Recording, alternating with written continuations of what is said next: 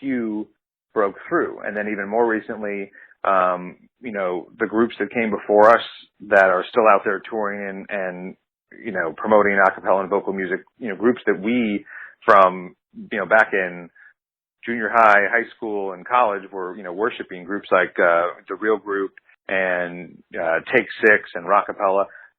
All of them had multiple original, songs and sometimes even entire original albums. And I think it's tough because none of those broke through. And to me, they're some of the best groups in existence. And I think it's tough to break through with a cappella in general, even with, the success of, for example, the Sing Off and Pentatonics and Home Free. It is really tough to get a big, hold on a new audience who's not accustomed to a cappella with originals. I was thinking about Pentatonics. They had Can't Sleep Love, their original song. I heard it multiple times on the radio and, heard it played quite often. But it was interesting when I was looking at the videos on YouTube of theirs, I was surprised just how many more views they had on videos that were covers. So their covers of pop tunes, even with all the promotion and radio play behind their original, their covers were still getting more attention and more traction, seemingly, than the original, which is, really catchy. So I think it's a tough, it's a tough road to get, especially new fans to check out a group, if the song isn't something they initially like. But if it's something more familiar, at least they're like, oh, I like that song. Okay, that's a different take on it. They're kind of more open to it. As I've said before, a cappella is kind of a strange genre where if someone, in comparison to rock and roll, someone likes the Beatles, it doesn't mean that they, won't like the Stones, for example. If they I'm kind of tired of the Beatles. Yeah, I probably won't like the Rolling Stones either. They don't make that assumption. And a cappella is kind of a genre that people aren't as familiar with. So say that they heard any, random type of vocal, music, whether it was a barbershop or say a Baroque, style, like a chamber chorus or something like that, and they didn't like it, they might just assume that's what a cappella is because they're not familiar with, for example, all the groups that do contemporary music. So they might have heard one group and said, oh, yeah, a cappella is not for me. I'm not into a cappella. And we get that a lot when people come to shows, especially men whose wives or girlfriends drag them to the show and they're coming through the signing line. They're like, oh, I did not want to come to this. There's a football game on or whatever. And then they've got a stack of, 4 CDs in their hand and we're signing their dress shirt. It's really fun for us to win over people, particularly when they didn't think they were going to like the show, had a totally different, kind of preconceived idea of what a cappella was. And so I think that's why it's kind of tough, with originals to win over people. It's like, you get someone there who's kind of doesn't want to be there anyway.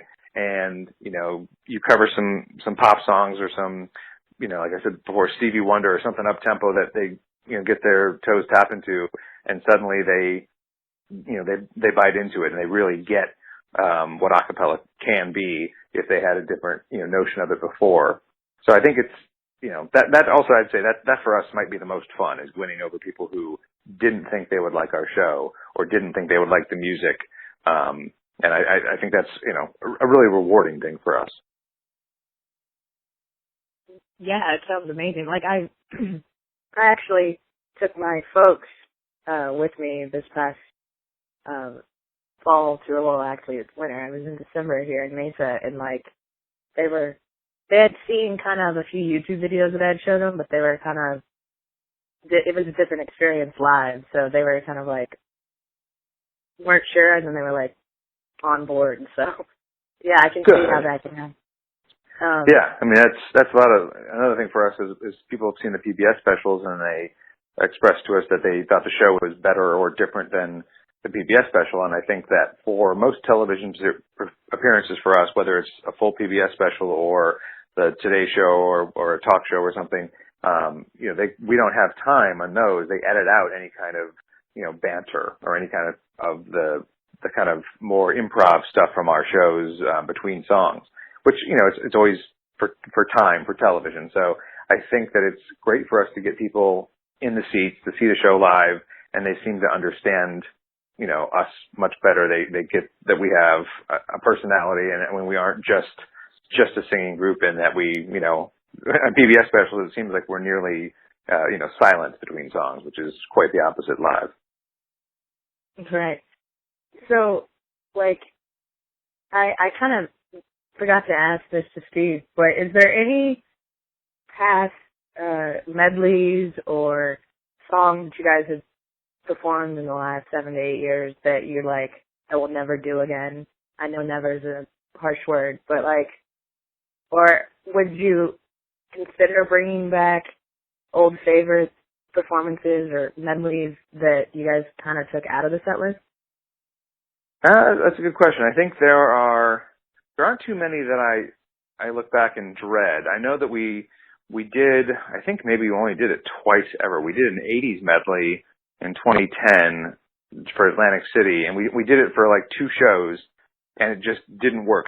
We just weren't getting a crowd reaction, and the songs were all kind of too short to get into them. A couple of them were too short, and a couple of them were too long, and it just never really clicked. And, you know, the first show was kind of like, well, maybe that was a fluke. Let's give it one more shot. And then after the second time, I think we're like, okay, that's being cut. I'd say that, and maybe we did a medley in Atlantic City also. I know there's videos of it on YouTube, of kind of a hair band medley, and made fun of all the kind of crazy, you know, groups like Poison. Yeah, and I think that's another one that I think that was kind of a mix. Some guys really had fun with it, and then other guys kind of felt like it was, you know, we felt a little too much like a show, not like our own show, like we were trying to be a musical review. So I think there was mixed feelings on that one.